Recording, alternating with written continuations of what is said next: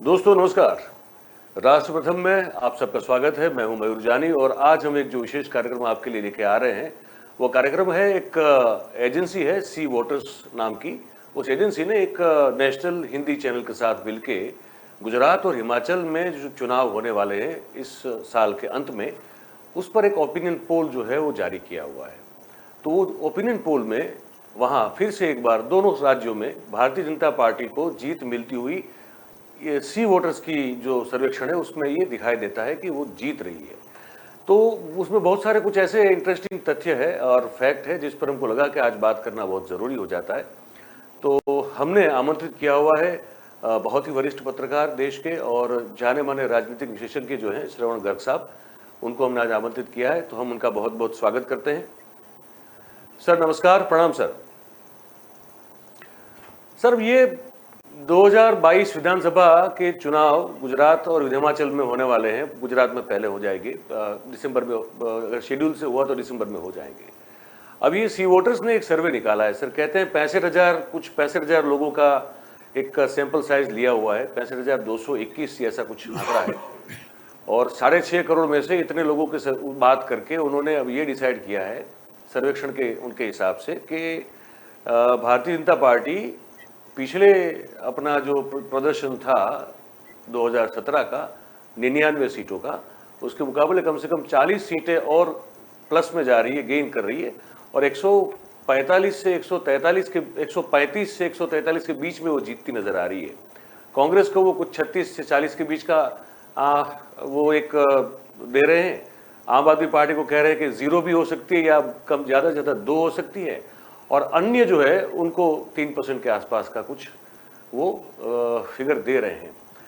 Sir एक चीज़ आपसे समझनी है, आप इतने सालों से इस पूरी जो राजनीतिक घटनाएं होती है जिसमें ये सेफोलॉजी भी आ गई, आप देखते हैं सर, क्या ओपिनियन पोल सही में इतने 65,000 लोगों से बात करके सटीक हो सकते हैं क्या? देखिए, ये मेथड का मामला है पूरा। जी विदेशों में बहुत कम लोगों को लेकर बड़ा सैंपल सर्वे और करेक्ट सैंपल सर्वे हो जाता है। हमारे यहाँ वो पॉसिबल इसलिए नहीं है कि हमारे यहाँ जो सर्वे होता है वो भी एक पॉलिटिकल करप्शन है। जी जैसे ये जो सी वोटर की जो क्रेडिबिलिटी है पॉलिटिकल सिंपैथी के मामले में, और जो चैनल है जिसको जोड़ा है उसकी जो सिंपैथी है रूलिंग एलिट के मामले में, दोनों डाउटफुल है। जी मतलब उतनी क्रेडिबल नहीं है जी। तो जितने होना चाहिए। इसलिए ये जो सैंपल सर्वे है, एक तो देखिए जो साइज है सैंपल सर्वे का, वो इतनी बड़ी संख्या जो है गुजरात की, उसमें आप अगर 65,000 देखें 8 करोड़ लोगों में या 6.5-7 करोड़ लोगों में, तो कुछ बहुत जमता नहीं है। अ, मतलब थोड़ा एक डाउटफुल लगता है कि ये 6 लाख लोग भी हों तो 1% लगता है, 60 लाख हों तो 10% लगता है। तो 6 लाख भी नहीं है न, 65,000 है। 6 तो वो 1% से भी कम, जो अगर मैं ठीक समझ रहा हूँ तो 0.1% के करीब होएगा। दूसरा ये इसमें बहुत तो कॉन्ट्राडिक्शन है, बहुत कॉन्ट्राडिक्शन ये है, और कुछ इंडिकेशंस भी हैं। इंडिकेशंस ये हैं कि आम आदमी पार्टी का पूरा इरादा यहाँ पर इसको फायदा पहुंचाने का है, अ, अपने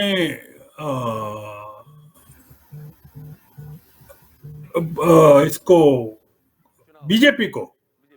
आप देख रहे हैं कि इसमें जो डिक्लाइन है वोट का, वो जो सर्वे बता रहा है उसमें बीजेपी का वोट शेयर 2.3% कम हो रहा है सिर्फ, पर कांग्रेस का 9.2 कम हो रहा है, और पर आम आदमी पार्टी का 17.2 बढ़ रहा है। तो बीजेपी का माइनस और कांग्रेस का माइनस मिला लें तो 11 पॉइंट समथिंग होगा, और आम आदमी पार्टी का 17 पॉइंट बढ़ रहा है, और बीजेपी का 2.3 कम होके भी 40 सीट बढ़ रही है, और कांग्रेस की 9.2 कम होके आप देख रहे हैं कि कितनी सीटें 77 से लगा के 36 तक ज्यादा कम हो रही है ना। जी। तो 77 अभी है तो 36 हो रही है। ये अनबिलीवेबल है। ये अनबिलीवेबल इसलिए है कि आज की तारीख में ये संभव नहीं है।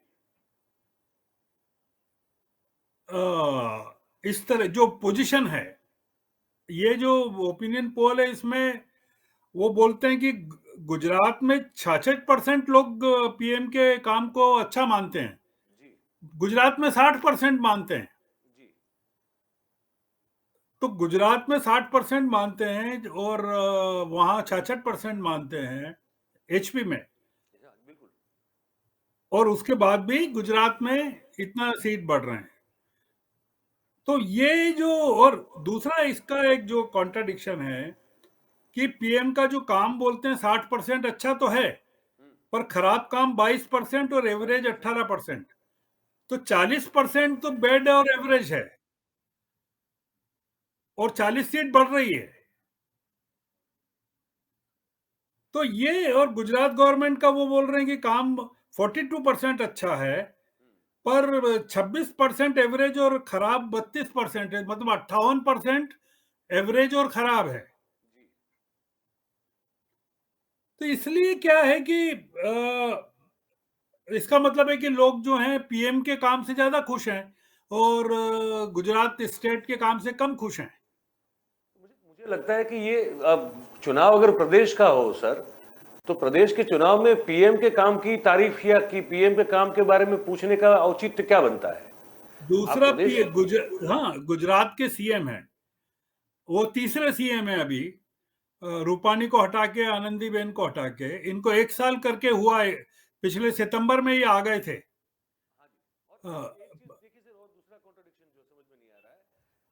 कोविड, मतलब जो पूछा गया कि आपके लिए सबसे बड़ा हाँ, चुनावी हाँ, मुद्दा क्या है, तो उसमें हाँ, जो तो है उसमें बेरोजगारी अभी भी टॉप पे है 31% के साथ। लेकिन कोविड मैनेजमेंट, कोविड काल के दौरान जो प्रबंधन को लेकर जो लोग कह रहे हैं 4%, वो सिर्फ 4% है। अब 4%। कोविड प्रबंधन को लेकर तो पूरी सरकार जो है घर पे बिठाई गई थी, तो तो वो आप 4% सोचो कैसे कि, हो सकता है? तो वो आप बोलो तो गुजरात हाई कोर्ट का जो फैसला है, जो स्ट्रिक्चर्स है कि सिविल जो अस्पताल है वो काला पानी जैसा हो गया है, बिल्कुल।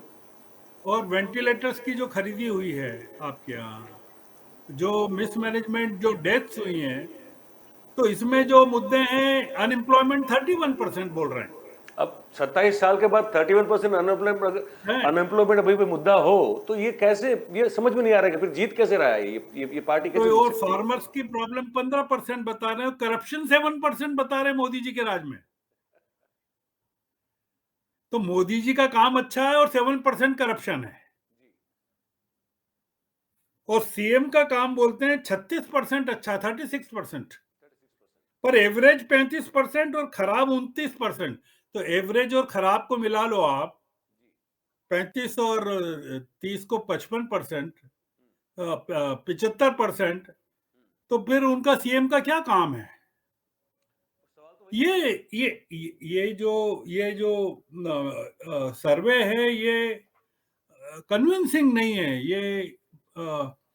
ये दो चीजें इसके इंडिकेटर्स हैं।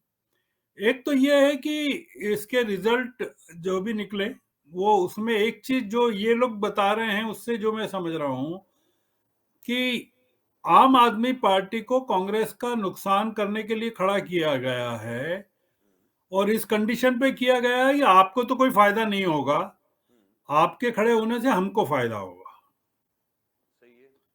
आप देखें कि ये इसमें जो ओपिनियन पोल में आम आदमी पार्टी को 0 से 2 सीट दे रहे हैं, 2 सीट्स, पर वो वोट शेयर 17% ले जा रहे हैं। वो समझ में नहीं आता वो कैसे हो सकता है।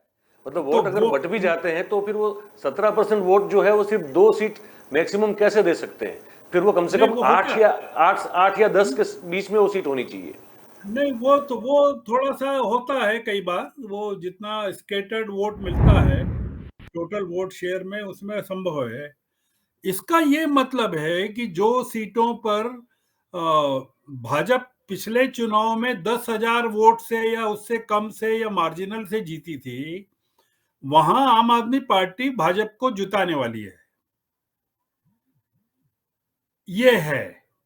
तो ये पूरा जो गणित है, ये आम आदमी पार्टी को का जो गणित है वो ये है कि कांग्रेस को कमजोर करना है और बीजेपी के हाथ मजबूत करना है। और कभी मान लो कि बीजेपी को कुछ सपोर्ट की जरूरत होए, तो फिर आम आदमी पार्टी बोलेगी कि हम हैं आपके लिए, आप चिंता मत करिए। ये क्रेडिबल नहीं है, ये जो ओपिनियन पोल है। इससे सर एक चीज मन में सवाल ये भी खड़ा होता है कि जैसे हम कई बार देखते हैं मैनिपुलेटिवनेस काफी इसमें होती है। क्या हम्म। इसका उपयोग इस तरह से भी होता है कि ओपिनियन पोल इसी तरह से मैनिपुलेट कर दिया जाए ताकि हम्म। जो जो जो ये जो परिणाम पोल के सर्वेक्षण के आपके सामने होते हैं, तब जो हाँ। सत्ताधारी पार्टी के समर्थन में न हो उनको भी ये लगे कि यार अब तो वे ऐसे ही जीत रहे हैं। अब अगर ये ऐसे ही जीत रहे हैं तो फिर क्यों अपना वोट वेस्ट करो, इससे अच्छा है कि जो जीत रही है उसी पार्टी को वोट दे दो। तो क्या इसका उपयोग ऐसे भी किया जाता है क्या, या होता होगा?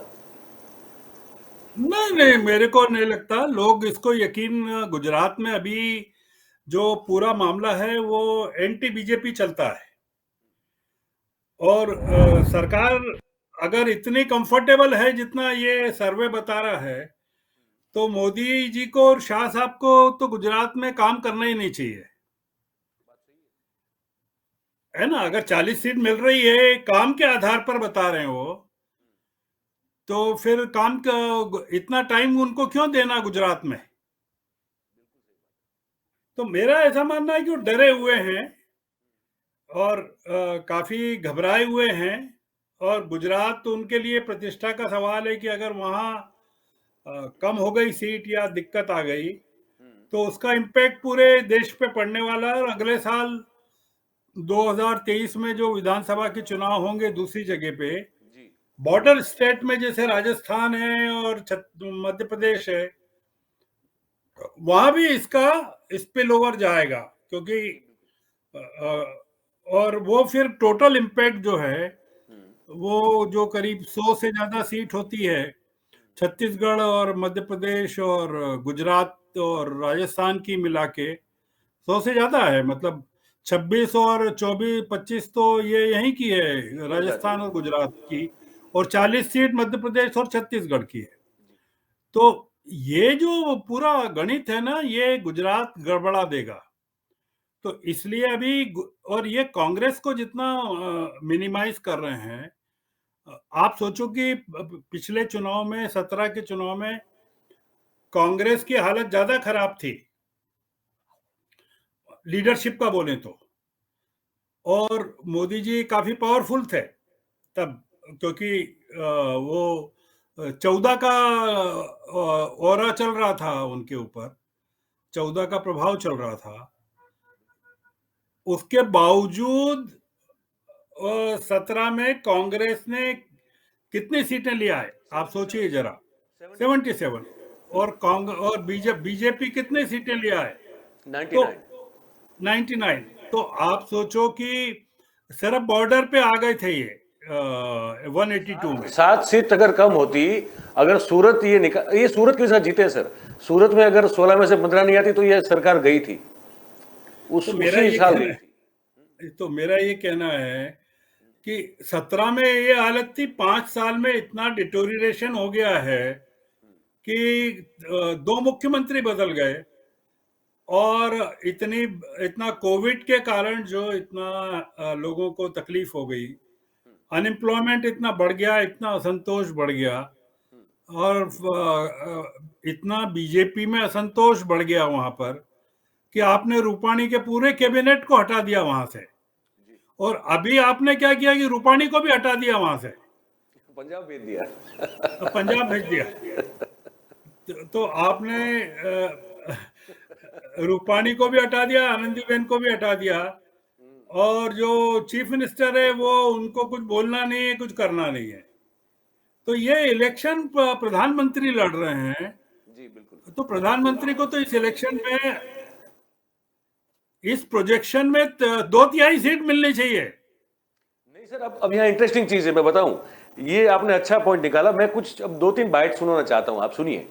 अब ये पहली बाइट से सुनिए, जो CR पाटिल साहब, प्रदेश अध्यक्ष भारतीय जनता पार्टी के, बाइट गुजराती में, आप तो गुजराती समझते हैं, लेकिन जो दर्शक हैं उनको मैं हिंदी करके सुनाऊंगा। पहले CR पाटिल साहब ने क्या कहा था आज से 4 महीना पहले, ये सुनते हैं पहले भी। आओ આપણે આવનારા વિધાનસભામાં 182 માંથી 182 સીટ જીતવાનો સંકલ્પ કરીએ। હું જો 182 માંથી 181 સીટ આવે ને, હું તે દિવસે રાજીનામું આપી દેવાનું। હું એવું નહીં કહીશ કે જોને 2-4 ઓછી આવે પણ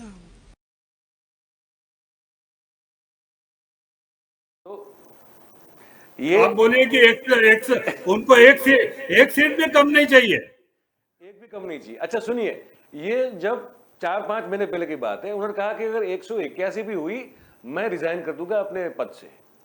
अब ये कुछ दिन पहले अमित शाह साहब के वार्तालाप है, वो कह रहे हैं भूपेंद्र भाई पटेल को, वो कह रहे हैं कि आप चिंता मत कीजिए।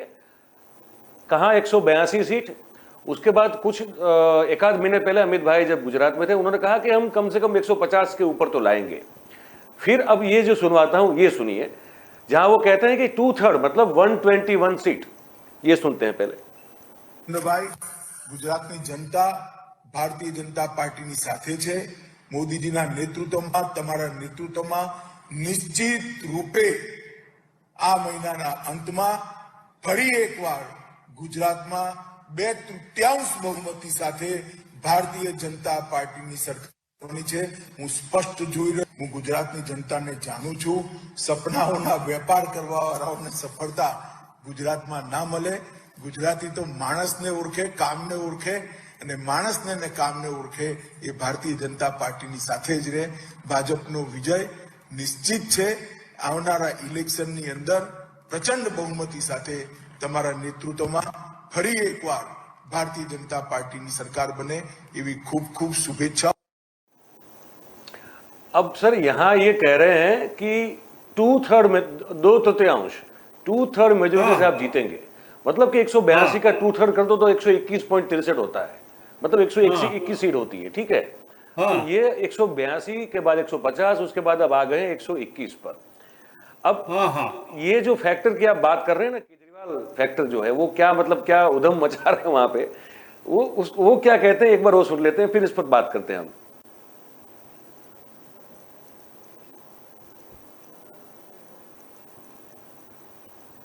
सूत्रों के मुताबिक IB की एक रिपोर्ट आई है। उस रिपोर्ट में गुजरात में आम आदमी पार्टी, आज अगर गुजरात में चुनाव हो तो गुजरात में आम आदमी पार्टी की सरकार बन रही है। हालांकि रिपोर्ट में लिखा है कि अभी थिन मार्जिन से बन रही है।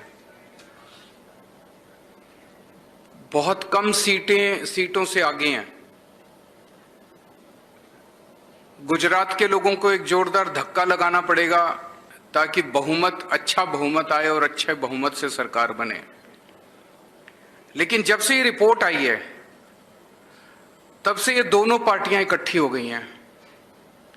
इनकी खूब गुपचुप मीटिंग हो रही है, सीक्रेट मीटिंग्स हो रही हैं। दोनों, भाजपा खासकर बुरी तरह से बौखला गई है।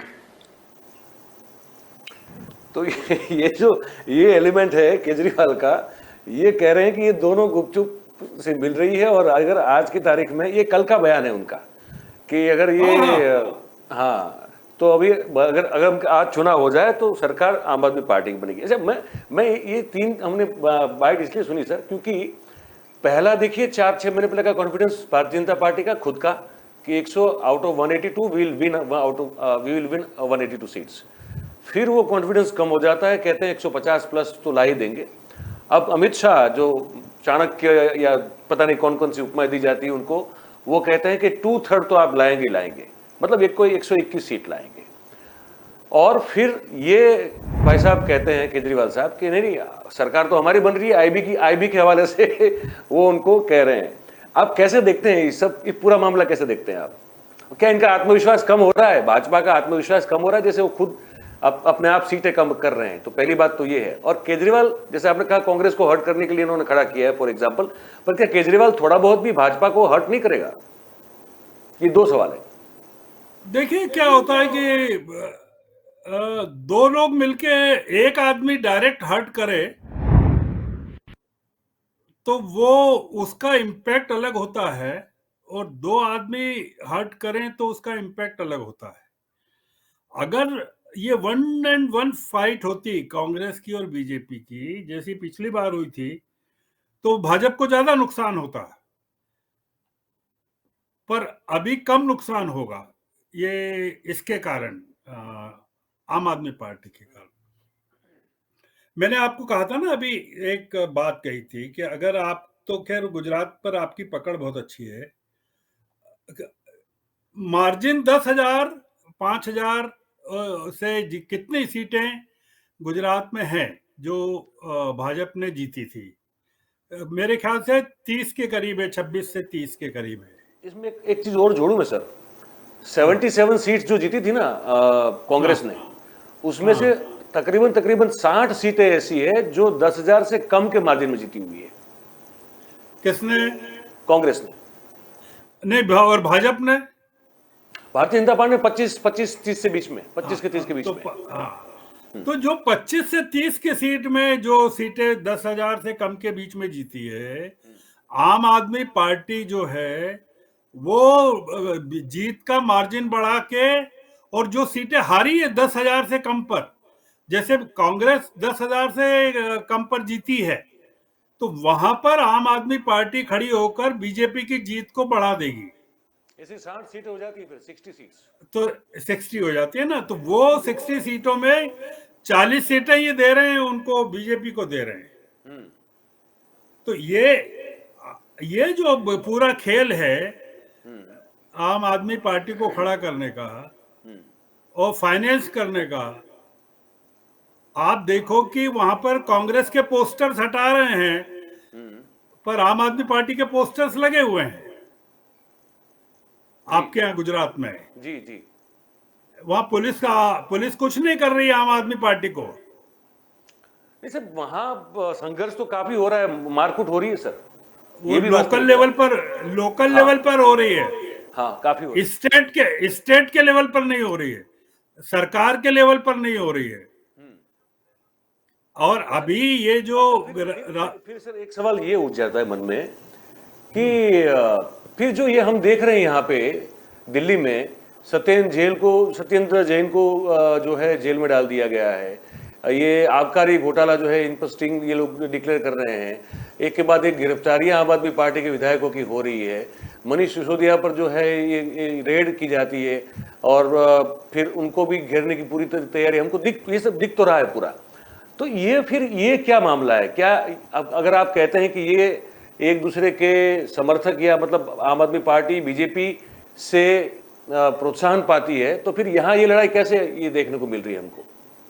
आपको ये देखना चाहिए कि बीजेपी का बड़ा दुश्मन कौन है, आम आदमी पार्टी है कि कांग्रेस है? आज की तारीख में अभी भी कांग्रेस है। कांग्रेस एक विचारधारा है, कांग्रेस एक विचारधारा है, कांग्रेस इज एन आइडियोलॉजी, और वो सालों से है, तो वो बड़ा दुश्मन है वो। सत्येंद्र जैन का जो घोटाला है वो पुराना घोटाला है काफी, उसमें उनके रिश्तेदारों का इन्वॉल्वमेंट है। एक्साइज पॉलिसी को लेके जो लगा अभी वहां पर, इतने छापे हुए सिसोदिया के यहाँ, एक भी कागज नहीं मिला। इतनी पूछताछ हुई, क्या निकला? नहीं, निकल तो कुछ नहीं रहा। अभी कह रहे हैं केजरीवाल की उनको जानकारी कि राघव चड्ढा को गिरफ्तार किया जा सकता है, करेंगे। हाँ, ये जो है ना पूरा का पूरा स्टेज मैनेज ड्रामा है। पर इसमें एक चीज ये है कि अगर ये एक जेन्युइन पार्टी के तौर पर कुछ चुनाव लड़ती आम आदमी पार्टी, तो हम ये ओपिनियन पोल को सही इसलिए मानते कि उसको 2 सीटें नहीं बताते ये, फिर ये 18 सीटें या 20 सीटें बताते के हैं, आसपास, हाँ। जो कि उनका खुद का एस्टीमेट है आम आदमी पार्टी का। दूसरा ये कि सूरत में जो नगर पालिका के जितने सीटें हैं इनके पास, आम आदमी पार्टी के पास 27-28 हैं, 25 के आसपास, 25 के करीब है। तो पूरे के पूरे साउथ गुजरात में ये अगर 12-13 सीट बोल रहे हैं आम आदमी पार्टी, तो इनको क्या मिल रहा है? आप पूरे मतलब अगर इतना गुजरात, साउथ गुजरात में इतना इम्पैक्ट है आम आदमी पार्टी का, और ओपिनियन पोल 2 ही सीट दे रहा है, हाँ, ये अजीब है। ये आप कैसे ये बिलीव करेंगे? नहीं, वो नहीं, हलक से नीचे नहीं जा रहा है वो। अलग से नीचे नहीं जा। दूसरा ये कि आम आदमी पार्टी ने इस ओपिनियन पोल को लेके क्या बोला है? वो तो कह रही है झूठ है। झूठ है ना। तो इसलिए मेरा ये कहना है कि और इन्होंने क्या कहा, सीआर पाटिल ने क्या कहा कि क्या इतना बोला है कि हमको इतनी सीटें ही मिलेंगी जितनी इन्होंने बताई है। सीआर अब बोलते नहीं ज्यादा। हाँ, मैंने परसों फोन किया था, उनसे बात करने की कोशिश की थी, तो कहा कि यार मैं दिल्ली आता हूँ फिर मिलेंगे, फोन पे तो यार मैं कुछ बात नहीं कर पाऊंगा। मैंने कहा चलो ठीक है। तो वो अब कुछ बोल नहीं रहे हैं, वो इतना ही कह रहे हैं कि अब भाई जो भी होगा वो नरेंद्र भाई तय करेंगे, और नरेंद्र भाई जो तय करेंगे उसी को टिकट भी उसी को मिलेगी, और मैं तो सिर्फ सिपाही हूँ, मुझे जो कहा जाता है मैं करता हूँ। अब इनका जो है बातचीत करने का तेवर ये हो गया है, वो अब कुछ बढ़ चढ़ के बोल नहीं रहे हैं। वो बिल्कुल जैसे कहते हैं ना कि जितना हो सके उतना कम बोल रहे हैं अभी। मेरा ऐसा मानना है मयूर भाई कि ये राहुल गांधी की जो यात्रा है ना, ये अभी ये इसमें गुजरात शामिल नहीं है मेरे ख्याल तो। है सर, गुजरात से निकलती जाती है, निकल के हाँ, ये इसमें ये अभी काफी चेंज हो जाएगा गुजरात पहुंचते पहुंचते, और इसका इम्पैक्ट जो है पूरे इलेक्शन पर पड़ने वाला है। वो उस पर सर उस पर अलग से आपसे चर्चा करनी है, क्योंकि वो एक बहुत बड़ा मुद्दा है, और मुझे पता है कि kind of insight you have as far as this entire thing is concern, वो बहुत ही अमूल्य होंगे। उस पर अलग से आपसे समय लेके बात करनी, हो सके तो 1 घंटा बात करनी है। आज सर हमारा कार्यक्रम का समय यहाँ पे जो है खत्म होने जा रहा है, पर आप हमसे जुड़े, बहुत बहुत धन्यवाद आपका। और फिर से आपसे मैंने जैसे कहा अलग अलग मुद्दों पर आपको जोड़ते रहेंगे। तो दोस्तों, ये आज का कार्यक्रम अब यहाँ यहीं पे समाप्त करना हमको पड़ेगा, क्योंकि और ना हम चाहते थे गर्ग साहब से और भी बहुत कुछ बातें करें, लेकिन समय की अवधि समाप्त हो रही है। अन्य मुद्दों पर विशेष रूप से इस तरह का कार्यक्रम लेकर आपके समक्ष उपस्थित होंगे। आप हमारे कार्यक्रम को www.kalamkartavya.com पर भी देख सकते हैं। तो आप ये कार्यक्रम अच्छा लगा होगा। Thank you very much. नमस्कार।